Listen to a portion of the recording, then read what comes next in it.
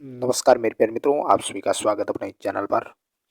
राजस्थान अध्यापक पात्रता परीक्षा रीट 2024 जो फरवरी में संभावित है 2025 में, उसके लिए आप हमारे साथ model test paper, practice paper या टेस्ट सीरीज के लिए आप ज़रूर इस चैनल से जुड़ जाइए। संपूर्ण तैयारी करेंगे हम अपने इस चैनल पर। उत्कर्ष क्लासेज का ये मेजर टेस्ट है, major test number 1, model test paper number 1, जो आपके लिए, आपकी प्रिपरेशन के लिए बहुत ही अच्छा साबित होगा। आप इसको एंड तक ज़रूर देखिएगा। 2 पार्टों में हम मॉडल टेस्ट पेपर को विभाजित करेंगे।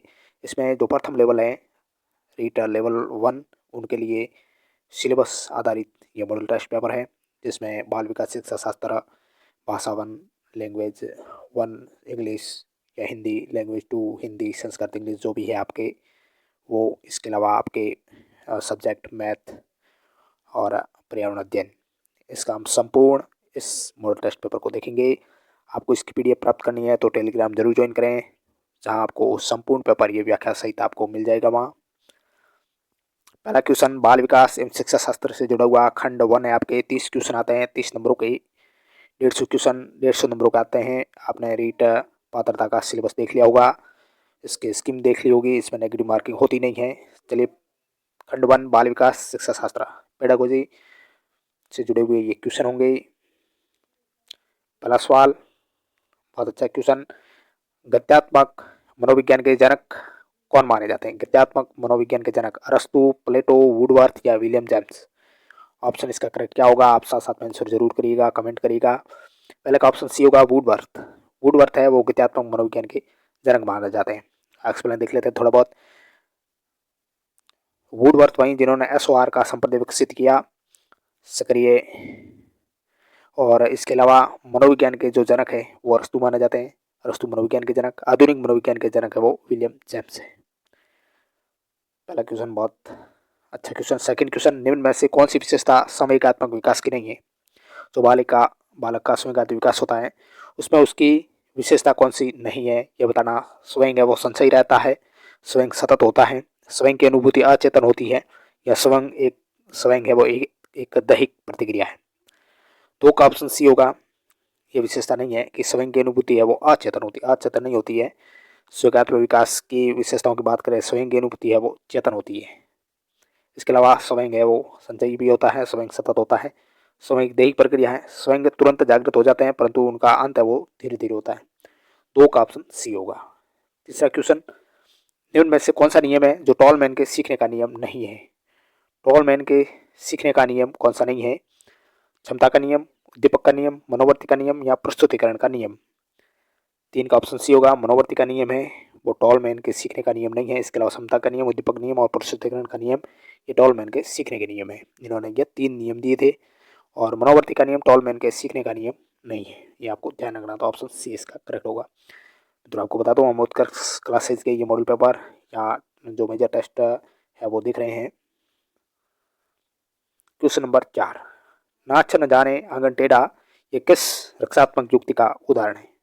नाच न जाने आंगन टेढ़ा कौन सी रक्षात्मक युक्ति का उदाहरण है? विस्थापन, प्रक्षेपण, तादात्म्यकरण, प्रतिगमन। चौथा का ऑप्शन बी होगा, प्रक्षेपण।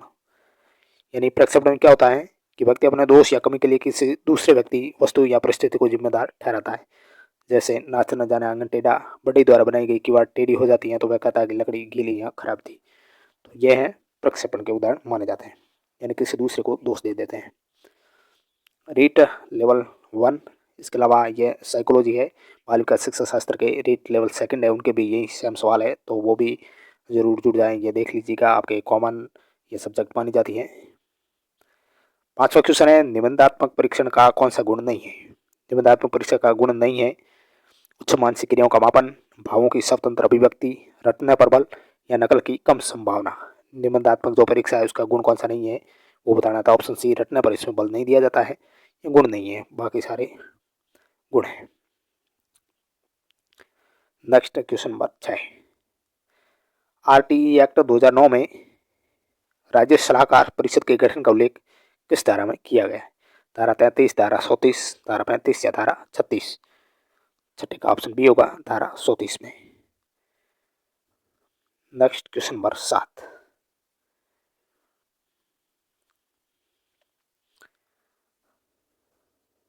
7वां क्वेश्चन है क्रियात्मक अनुसंधान किया जाता है, यानी क्रियात्मक अनुसंधान है वो किन के द्वारा किया जाता है?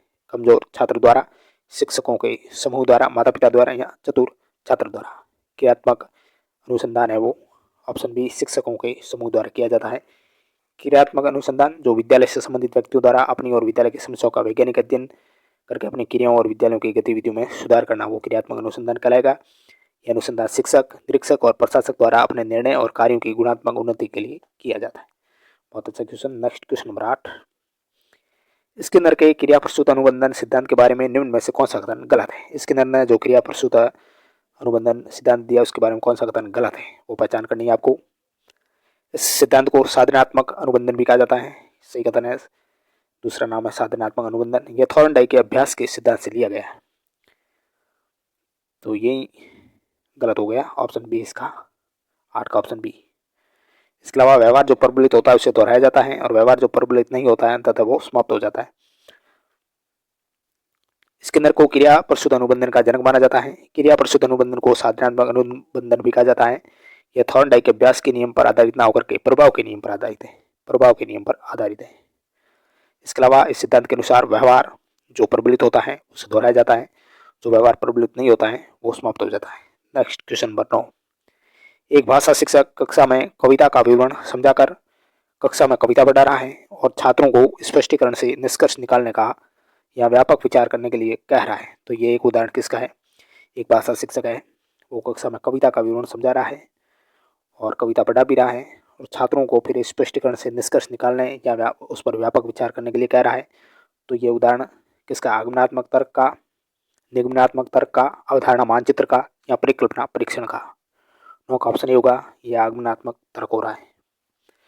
आगमनात्मक तर्क में क्या होता है कि व्याख्या से विचारों की ओर बढ़ा जाता है, अवलोकन से निष्कर्ष या विचार की ओर अग्रसर होते हैं। निगमनात्मक तर्क में विचार से अवलोकन की ओर बढ़ता है और अवधारणा मानचित्रण छात्रों के पिछले ज्ञान को सक्रिय करने के लिए संगठन के ज्ञान की प्रक्रिया दृश्य प्रतिनिधित्व है। Next question number 10, John Dewey के अनुसार बच्चे बेहतर तरीके से कैसे सीखते हैं? बहुत अच्छा सवाल है। जॉन डीवी उनके अनुसार बच्चे बेहतर तरीके से कैसे सीख सकते हैं? प्रदर्शन विधि द्वारा, कथाकथन विधि द्वारा, अभ्यास करके या व्याख्या विधि द्वारा। ऑप्शन सी अभ्यास करके। जॉन डीवी जिसका महत्वपूर्ण योगदान बाल केंद्रित शिक्षा में है। नेक्स्ट क्वेश्चन नंबर 11, वाइगोत्स्की के द्वारा निम्न में से किस शब्द का प्रयोग नहीं किया गया? वाइगोत्स्की भाषा सिद्धांत दिया तो उनका कौन सा शब्द उन्होंने नहीं दिया? समावेशन, निजी भाषण, सामाजिक समतुल्यता। ऑप्शन डी समतुल्यता, उन्होंने इस शब्द का प्रयोग नहीं किया। नेक्स्ट क्वेश्चन नंबर 12वां क्वेश्चन, एक लंबा क्षैतिज अधिगम जो वक्र है वो है सकारात्मक वक्र, नकारात्मक वक्र, स्थिर या पठार वक्र, ए और बी दोनों।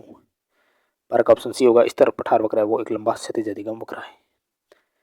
नेक्स्ट क्वेश्चन नंबर 13, संज्ञानात्मक क्षेत्र है उसका सही क्रम है।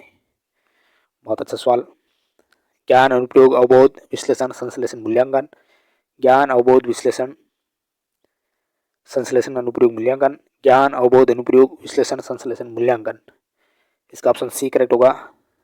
सबसे पहले ज्ञान होता है, फिर अवबोध, फिर अनुप्रयोग किया जाता है, फिर विश्लेषण होता है, फिर संश्लेषण होता है और अंत में मूल्यांकन होता है। तो ये सही क्रम है संज्ञानात्मक क्षेत्र का।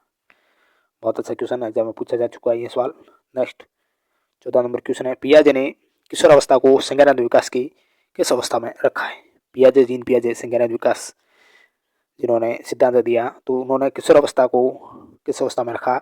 संवेदीपेशी अवस्था में, अमूर्त संक्रियात्मक अवस्था, मूर्त संक्रियात्मक अवस्था या प्राक संक्रियात्मक अवस्था में।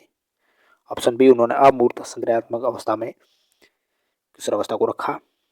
इनकी संज्ञानात्मक विकास सिद्धांत की 4 इनके भाग है, जिसमें संवेदीपेशी अवस्था जो पहली अवस्था जन्म से 2 वर्ष तक, फिर ये प्राक संक्रियात्मक अवस्था 2 से 7 वर्ष तक, फिर मूर्त संक्रियात्मक अवस्था 7 से 11 वर्ष और फिर अमूर्त संक्रियात्मक अवस्था जो 11 से 15 या 16 वर्ष तक, जिसमें किशोर अवस्था आती है।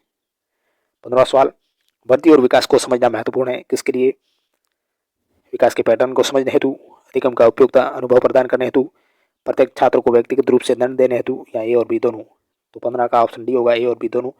विकास का पैटर्न भी समझना है और अधिगम का उपयुक्त अनुभव प्रदान भी करना है। वृद्धि और विकास को समझना महत्वपूर्ण होता है। Next question number 16, psychology first course in human behaviour नामक पुस्तक के लेखक कौन है? Skinner, Thorndike, Robert Kane, Edwin Ray Guthrie. 16 का ऑप्शन डी एडविन गुथरी, जिन्होंने psychology first course in human behaviour नामक पुस्तक लिखी। बहुत अच्छा सवाल। नेक्स्ट क्वेश्चन नंबर 17वां क्वेश्चन, E.L. थॉर्नडाइक के वर्गीकरण के अनुसार स्कूल में या स्कूल के बाहर सभी शैक्षणिक गतिविधियों में किस प्रकार की बुद्धि की आवश्यकता होती है? अमूर्त बुद्धिमत्ता, मूर्त बुद्धिमत्ता, सामाजिक बुद्धिमत्ता या कोई नहीं। ऑप्शन ए अमूर्त बुद्धिमत्ता। अमूर्त बुद्धिमत्ता जो शब्दों, अक्षरों, संख्याओं या प्रतीकों को प्रतिक्रिया देने की क्षमता है, स्कूल में या स्कूल के बाहर सभी शैक्षणिक गतिविधियों में अमूर्त बुद्धिमत्ता की आवश्यकता होती है। नेक्स्ट क्वेश्चन नंबर 18, बहिर्मुखी व्यक्ति होते हैं सामाजिक और मिलनसार, तनाव मुक्त, ए व बी दोनों या कोई नहीं। तो का ऑप्शन सी ए व बी दोनों, सामाजिक और मिलनसार भी होते हैं और तनाव मुक्त होते हैं। दूसरा क्वेश्चन है, मनोविज्ञान आचरण एवं व्यवहार का यथार्थ विज्ञान है। ये किसने कहा? ये कथन किसका है कि मनोविज्ञान आचरण और व्यवहार का यथार्थ विज्ञान है? क्रो, मैकडूगल, थॉर्नडाइक या वाटसन। 19 का ऑप्शन बी, ये मैकडूगल का कथन है। बहुत अच्छा क्वेश्चन। इसके अलावा वाटसन ने कहा था कि मनोविज्ञान व्यवहार का धनात्मक या सकारात्मक विज्ञान है। क्रो का कथन है कि मनोविज्ञान मानव व्यवहार और मानव संबंधों का अध्ययन है। नेक्स्ट क्वेश्चन नंबर 20, एक किशोर का यह महसूस करना कि यह सभी लोगों ने ध्यान दिया है कि मैंने यह शर्ट सप्ताह में 2 बार पहनी है, यह उदाहरण है उसकी जागरूकता का, काल्पनिक श्रोता दर्शक का, आत्मनियमन का या उपरोक्त में से कोई नहीं। इसका करेक्ट ऑप्शन बी होगा, ये काल्पनिक श्रोता या दर्शक का कथन है, कथन जुड़ा हुआ है। काल्पनिक श्रोता दर्शक क्या होता है? Imaginary audience. इसमें यूँ होता है किशोरों को ये भ्रम होता है कि दूसरे लोग भी उतने ही ध्यान आकर्षित होता है जितना कि वह स्वयं कल्पना करते हैं कि लोग उनकी ओर ध्यान दे रहे हैं। जिससे किशोर महसूस करता है कि ये सभी लोगों ने ध्यान दिया है कि मैंने ये शर्ट सप्ताह में 2 बार पहनी है। नेक्स्ट क्वेश्चन 21, ज्ञान निर्माण नए ज्ञान और एक शिक्षार्थी के व्यक्तिगत पूर्व ज्ञान का अद्वितीय संयोजन है। उपरोक्त सिद्धांत के निम्न में से किस विचारधारा द्वारा पैरवी की जाती है? व्यवहारवाद, रचनावाद, कट्टरपंथी, रचनात्मकता या वृक्ष भी। किसका ऑप्शन बी होगा? रचनावाद। रचनावाद के अनुसार क्या होता है कि ज्ञान निर्माण नए ज्ञान और एक शिक्षार्थी के व्यक्तिगत पूर्व ज्ञान का अद्वितीय संयोजन है, अर्थात बालक पूर्व ज्ञान के आधार पर सक्रिय रूप से नवीन ज्ञान का निर्माण करता है। रचनावाद में अधिगमकर्ता समावेशक होता है और शिक्षक मार्गदर्शक या उत्प्रेरक की भूमिका में रहता है, ये आपको ध्यान रखना।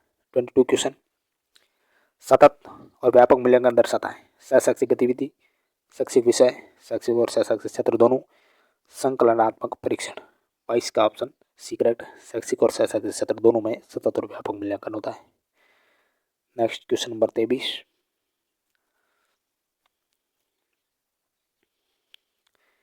23वां सवाल है, अधिगम की प्रतिक्रिया को माना जा सकता है व्यवहार का पूर्णतः स्थायी रूपांतरण, व्यक्तित्व में पूर्णतः स्थायी परिवर्तन, जीवन की मांगों को पूरा करने के लिए आवश्यक आदतों, ज्ञान तथा अभिवृत्तियों का ग्रहण करना।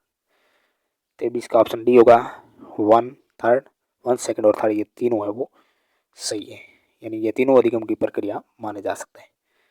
नेक्स्ट क्वेश्चन नंबर 24, अधिगम प्रतिफल का तात्पर्य क्या है? बालक के व्यवहार में होने वाला परिवर्तन, शिक्षक की शिक्षण विधि में परिवर्तन, पाठ्यवस्तु का परिमार्जन या पाठ्यवस्तु का पूर्ण होना। ऑप्शन ए बालक के व्यवहार में होने वाला परिवर्तन वो अधिगम प्रतिफल होगा, यानी अधिगम किस प्रकार सीखा है। 25वां क्वेश्चन, एरिक एरिक्सन के मनोसामाजिक विकास के सिद्धांत में उद्योग बनामहीनता का चरण रिक्त स्थान वर्ष के दौरान हुआ? 4-5 वर्ष, 6 से 12 वर्ष, 13 से 19 वर्ष या 2 से 4 वर्ष। 25 का ऑप्शन बी 6 से 12 वर्ष। एरिक एरिक्सन थे जिन्होंने मनोसामाजिक सिद्धांत दिया। उन्होंने 8 अवस्थाओं में विभक्त किया, जिसमें उद्योग और परिश्रम बनामहीनता है। ये मनोसामाजिक विकास सिद्धांत की चौथी अवस्था मानी जाती है, जिसकी आयु अवधि 6 से 12 वर्ष है और इसमें सामर्थ्य नामक मनोसामाजिक शक्ति उत्पन्न होती है। कौन सी? सामर्थ्य नामक मनोसामाजिक शक्ति, ये आपको ध्यान रखना। नेक्स्ट 26वां सवाल है, निम्न में से किसी व्यक्तित्व की नैतिकता वाली भुजा कहेंगे? उपहाम, इड, आत्मा, ईगो, परहाम, सुपर ईगो या इड तथा सुपर ईगो दोनों। ऑप्शन सी परहाम या सुपर ईगो है, वो फ्राइड के अनुसार नैतिक कमांडर होता है और ये नैतिकता के नियम द्वारा संचालित होता है। नेक्स्ट क्वेश्चन नंबर 27, शिक्षण अधिगम प्रक्रिया में व्यक्तिगत रूप से ध्यान देना महत्वपूर्ण है, क्योंकि शिक्षण अधिगम प्रक्रिया जिसमें व्यक्तिगत रूप से ध्यान देना महत्वपूर्ण माना जाता है, क्योंकि कारण बताना आपको।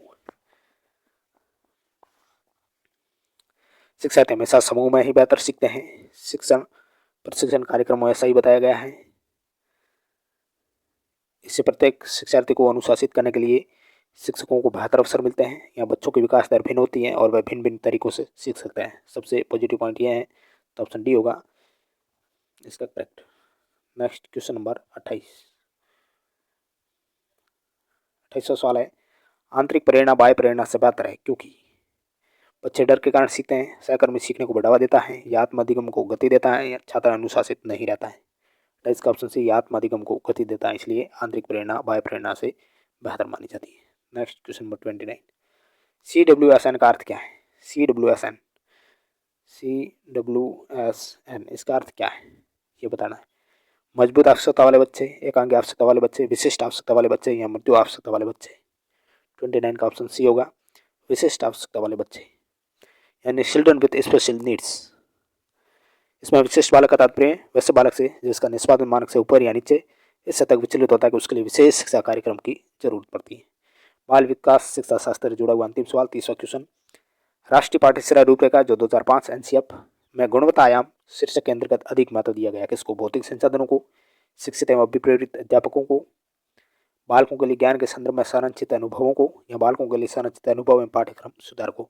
ऑप्शन डी, बालकों के लिए संरचित अनुभव और पाठ्यक्रम सुधार को इसमें महत्व दिया गया है ज़्यादा। तो ये थे 30 क्वेश्चन पार्ट आपके खंड 1 बाल विकास शिक्षा शास्त्र से जुड़े हुए 30 क्वेश्चन 30 नंबरों के। खंड 2 जो भाषावन हिंदी, एक गंध्यास दिया हुआ है, उस गंध्यास को पढ़ करके आपको आंसर देने होते हैं। इसमें मैं गंध्यास नहीं पढ़ पा रहा हूँ, सीधे इसमें सवाल है, संयोग का विलोम शब्द है, संयोग का विलोम शब्द वियोग, समधन योग व्यंजन संधि है। 32 सवाल में इसके शब्द में एक प्रत्यय का प्रयोग नहीं हुआ है, ये बताना है। गंध्यास आधारित सवाल थे, एक प्रत्यय का प्रयोग नहीं हुआ है। कौटुंबिक, सामूहिक, सामाजिक, अत्यधिक। 32 का ऑप्शन डी, अत्यधिक में एक का प्रयोग नहीं हुआ है। अति धन अधिक, यानी ई धन अ ये करके यण संधि का प्रयोग हुआ इसमें। बाकी कुटुंब मूल शब्द और एक प्रत्यय है कौटुंबिक, और समूह मूल शब्द है और एक प्रत्यय सामूहिक, और समाज मूल शब्द और एक प्रत्यय से सामाजिक। 33वां क्वेश्चन है, उपाध्याय शब्द में उपसर्ग है कौन सा है?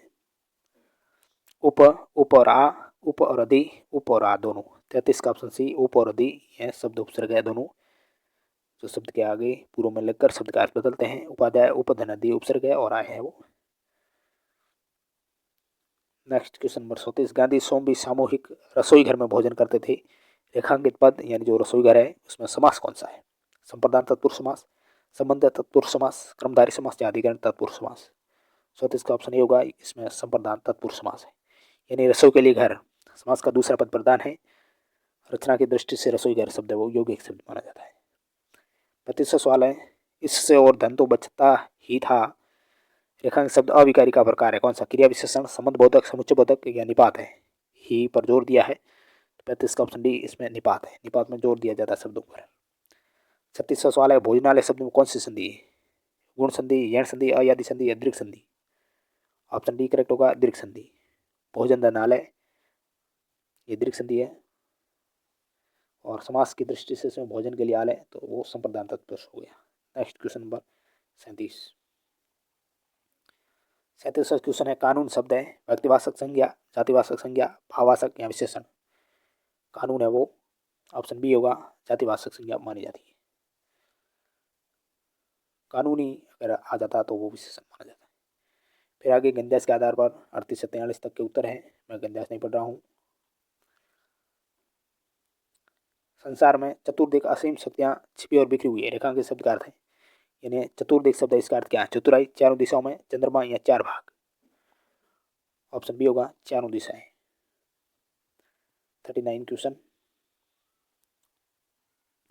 इस प्रकार हजारों लाखों आदमी है वाक्य में रेखांकित शब्द का वचन है हजारों लाखों, इसका एक वचन बहुवचन उक्त दोनों ही है, कोई नहीं।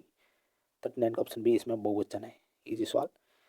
परंतु बिक्री होने के कारण यह अनुपयोगी हो रही है, यह वाक्य किस काल का है? सामान्य वर्तमान काल का, पूर्ण वर्तमान काल का, तात्कालिक वर्तमान काल या संभाव्य वर्तमान काल?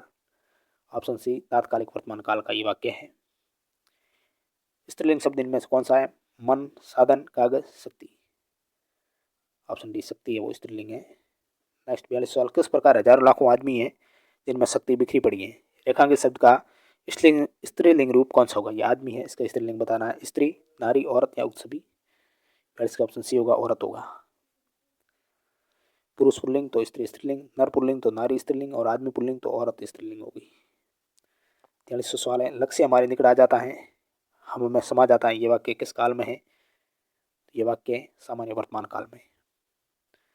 44 क्वेश्चन है, निम्न लोकोक्तियों में से किसका अर्थ पूर्णतः अनियंत्रित होता है? पूर्णतः अनियंत्रित, आधा तीतर आधा बटेर, आगे कुआ पीछे खाई, उतर गई लोई तो क्या करेगा कोई, आगे नाथ न पीछे पगा। सुमर इसका ऑप्शन डी, आगे नाथ न पीछे पगा, यानी पूर्णतः अनियंत्रित। वीर हनुमान ने लंका में आग लगा दी, इस वाक्य में उद्देश्य कौन सा है? वीर लंका में आग या वीर हनुमान ने? ऑप्शन डी, वीर हनुमान ने। प्रत्येक वाक्य जिसके दो अंग खंड या घटक माने जाते हैं, उद्देश्य और विधेय। उद्देश्य वाक्य में जिस व्यक्ति या वस्तु के विषय में कुछ कहा जाए उसे उद्देश्य कहते हैं, वाक्य में कर्ता होता है वो उद्देश्य होता है। और विधेय वाक्य में उद्देश्य के विषय में जो कुछ कहा जाता है उसे विधेय कहा जाता है। तो इसमें वीर हनुमान ने ये करता है तो उद्देश्य हो गया, और लंका में आग लगा दी ये विधेय हो गया। नेक्स्ट क्वेश्चन नंबर 46, अर्थ की दृष्टि से वाक्य के कितने भेद होते हैं? अर्थ की दृष्टि से वाक्य के भेद बताने। 4, 8, 6, 7। Option B 8। कौन कौन से? ये भी ध्यान रखना है। विधानात्मक वाक्य, निषेधात्मक वाक्य, प्रश्नवाचक वाक्य, विस्मयादिवाचक वाक्य, आज्ञावाचक, इच्छावाचक, संदेहवाचक और संकेतवाचक। अर्थ की दृष्टि से वाक्यों के 8 प्रकार। 47वां क्वेश्चन है, संभवतः वह सुधर जाए, अर्थ की दृष्टि से ये वाक्य विधानवाचक है, इच्छावाचक है, संदेहवाचक है या संकेतवाचक? ऑप्शन सी, ये संदेहवाचक है। जिस वाक्य में कार्य का होने में संदेह अथवा संभावना का बोध हो वो संदेहवाचक वाक्य होगा, जैसे शायद आज वर्षा हो जाए या संभवतः वह सुधर जाए। नेक्स्ट 48 क्वेश्चन है, मोहन ने कहा कि कल छुट्टी रहेगी, तो रचना के आधार पर यह वाक्य है मिश्र वाक्य, सरल वाक्य, संयुक्त वाक्य या कोई नहीं? ऑप्शन ए, ये मिश्र वाक्य। जिस वाक्य में एक प्रधान उपवाक्य हो और अन्य खंड वाक्य अधीन अथवा आश्रित होकर आए तो वो मिश्रित वाक्य। कल छुट्टी रहेगी ये इसके आश्रित उपवाक्य है, इसलिए मिश्र वाक्य हो गया। 49 क्वेश्चन, वह पहले से बहुत धीरे चलने लगा, रेखांकित पदबंध कौन सा? विशेषण पदबंध, समुच्चयबोधक पदबंध, क्रिया विशेषण पदबंध या सर्वनाम पदबंध? ऑप्शन सी, ये क्रिया विशेषण पदबंध है। यानी वाक्य में जब एक से अधिक पद मिलकर एक व्याकरणिक इकाई का काम करते हैं तब उस बंधी हुई इकाई को पदबंध कहते हैं। वो पहले से बहुत धीरे चलने लगा, ये क्रिया विशेषण पदबंध है। 50वां क्वेश्चन, आंखों का पानी ढलना, इस मुहावरे का अर्थ बताना है। बहुत दुखी होना, अनदेखा करना, निर्लज होना या लज्जित होना? ऑप्शन सी, निर्लज होना। 51वां सवाल, किस विधि में बालक स्वयं संशोधन करता है? ये आपके जो शिक्षण विधियों के सवाल है 15 उससे जुड़े हुए सवाल। किस विधि में बालक स्वयं संशोधन करता है? जैक्टॉट विधि में, पेस्टोलॉजी विधि में, मॉन्टेसरी विधि में, रूपरेखा अनुकरण विधि में, यानी हिंदी शिक्षा शास्त्र है उससे जुड़े हुए क्वेश्चन। 51 का ऑप्शन ए हो, जैक्टॉट विधि में बालक स्वयं संशोधन करता है। इस विधि में वर्णों की आकृति को खंड खंड करके उनका अभ्यास कराया जाता है। जैसे क लिखना हो तो पहले इस प्रकार क को तोड़ तोड़ करके खंडों में बांट करके, जैक्टॉट विधि। नेक्स्ट 52वां सवाल, खेल विधि के सामान्य अन्वेषण सिद्धांत के प्रवर्तक कौन माने जाते हैं? Skinner, पियाजे, Kilpatrick, Stevenson? Option B, पियाजे। सामान्य अन्वेषण सिद्धांत के प्रवर्तक पियाजे। बहुत अच्छा क्वेश्चन।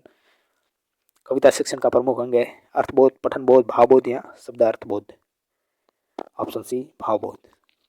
कविता शिक्षण कवि के भावों में विचारों की अनुभूति कराना और आनंद की अनुभूति कराना, इसलिए कविता शिक्षा हेतु 4 पाठ रूप है, कौशल पाठ, रस पाठ, बोध पाठ और उपयोजना पाठ।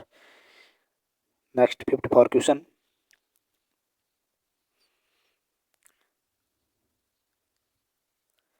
ध्वनि शब्द और वाक्य के प्रयोगात्मक और क्रियात्मक शिक्षण के प्रमुख कितने उपागम है? 2, 4, 5 या 3? 54 का ऑप्शन ए 2। कौन कौन से? पाठ शास्त्र उपागम और रचना शिक्षण उपागम। 55 क्वेश्चन, भाषा दक्षता कौशलों का विकास किया जा सकता है शुद्ध उच्चारण के माध्यम से, शब्द भंडार व शब्द रचना का ज्ञान कराकर, मुहावरे और लोकोक्ति का प्रयोग करके या सभी? तो इसका ऑप्शन डी आएगा, इन सभी का प्रयोग करके। श्रवण कौशल के विकास के अवसर प्राप्त होते हैं कक्षा शिक्षण के दौरान, शैक्षिक क्रियाओं के दौरान, कक्षातर कार्यकलापों के दौरान या ये सभी? ऑप्शन डी, इन सभी से श्रवण कौशल का विकास होता है। स्वस्वर वाचन का अभ्यास कौन सी कक्षाओं में होता है? माध्यमिक कक्षाओं में, प्राथमिक कक्षाओं में, उच्च कक्षाओं में या सभी में? ऑप्शन बी होगा इसका, प्राथमिक कक्षाओं में स्वस्वर वाचन का अभ्यास होता है। पठन मूल्यांकन के कितने आयाम हैं? 4, 5, 2 या 6? ऑप्शन ए करेक्ट होगा 4। 59 क्वेश्चन, शैक्षिक मूल्यांकन का उद्देश्य होता है विद्यार्थियों का वर्गीकरण करना, किसी विशेष प्रयोजन के लिए विद्यार्थियों का चयन करना, शैक्षिक संप्राप्ति में विद्यार्थियों की कमजोरी जानना या ये सभी? ऑप्शन डी होगा, ये सभी शैक्षिक मूल्यांकन के उद्देश्य है। 60वां क्वेश्चन, वस्तुनिष्ठता की रक्षा के लिए सर्वाधिक उपयुक्त प्रश्न का प्रकार है बहुविकल्पात्मक, निबंधात्मक, अति लघुतरात्मक या लघुतरात्मक। ऑप्शन ए बहुविकल्पात्मक यानी ऑब्जेक्टिव क्वेश्चन है, वो वस्तुनिष्ठता की रक्षा के लिए सर्वाधिक उपयुक्त प्रश्न माने जाएंगे। फिर section third language second, English choose किए तो इंग्लिश और संस्कृत चूज की तो संस्कृत। तो हमने 60 क्वेश्चन देखे पार्ट 1 के रूप में। पार्ट सेकंड का इंतजार करिएगा। क्लास अच्छी लगती है लाइक करें, चैनल पर तो सब्सक्राइब करें और पीडीएफ प्राप्त करनी टेलीग्राम जरूर ज्वाइन करें। Thank you very much.